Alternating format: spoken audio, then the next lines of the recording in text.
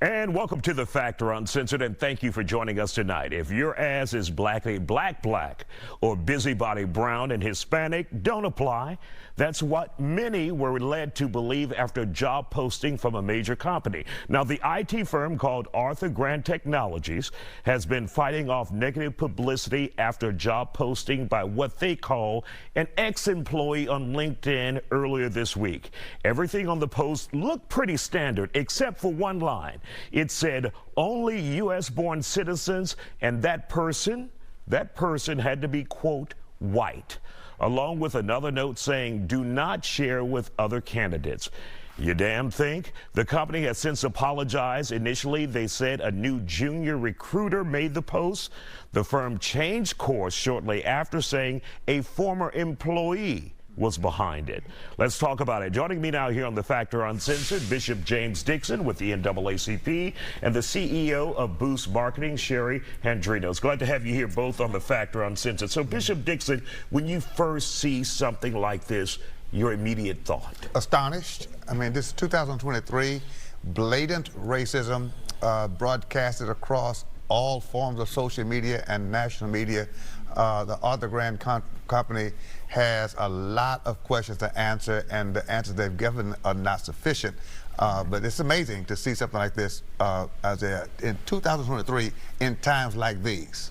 And Sherry, as a public relations specialist and also a crisis expert dealing with something like this, how would you have dealt with this? First of all, your assessment of what we see, face value, and how would you deal with it? It was disgusting and horrible. And in my opinion, first of all, you have to address things immediately. You have to show empathy, and you have to tell people what you're going to do to fix it. To just blame this on an ex-employee that we don't even know exists, and they also said it was from a fake account that we haven't seen.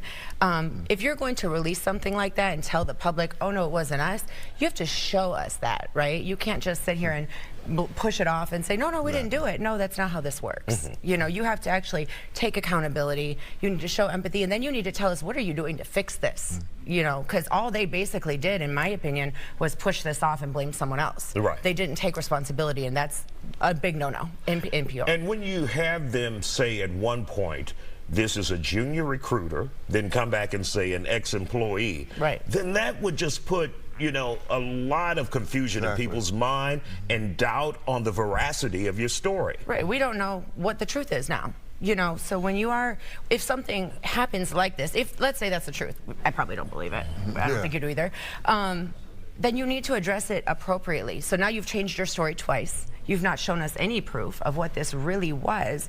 And now here we are, okay, cool, what are you doing? Nothing. Now you're saying this is a lawsuit that we don't even know exists. So they just didn't handle it correctly. They shouldn't have retracted back. You need to stand your ground. You need to fix this. But you also need to be sincere and be empathetic to people. This is 2023. And if anyone can do the job, why does it matter what it is? It doesn't matter. And Bishop Dixon, well, back to Sherry's point, if anyone can do the job, why does it matter? Did we or could we have fostered this kind of attitude in Texas with Governor Abbott saying no diversity? Well, I was in Austin on Tuesday dealing with DEI, and this sounds to me like blatant racism. The fact that, okay, who is a junior employee? What's his name or her name? Right. Who is an ex-employee? What's his or her name? Because you blamed it on someone first and someone else secondly. But the fact is, this came out on your letterhead. Correct. You announced this. It represents your company, your brand. DEI, diversity, equity, inclusion. People are upset. We do know that the temperature has risen in Texas as a result of all this DEI discussion and other things. And I believe someone inside the Arthur Grant Company expressed something that they shouldn't have said publicly, but they vented. And really quick, Bishop, for those who may be lost in what we're talking about, explain to them recently what Governor Abbott did in an executive order here in the state of Texas. Outlawed diversity, equity, inclusion, meaning that universities and corporations have no right, in fact, it's wrong, illegal, to consider race, to consider gender, to consider difference as a matter of hiring or recruitment. And that is hurting a lot of us. UT Austin, University of Houston, other schools are now saying we don't have to any longer think about the imbalance and the disparities created by systemic racism over the years. This is a mindset that says people were getting jobs because they were black, because she was a female, because he was Asian, because he was Hispanic. When the truth of the matter is, we were getting jobs because we qualified for them, but for years, being qualified, we were not being hired. Diversity, equity, and inclusion, according to specialists, improves the bottom line for corporations and does not decrease or diminish it.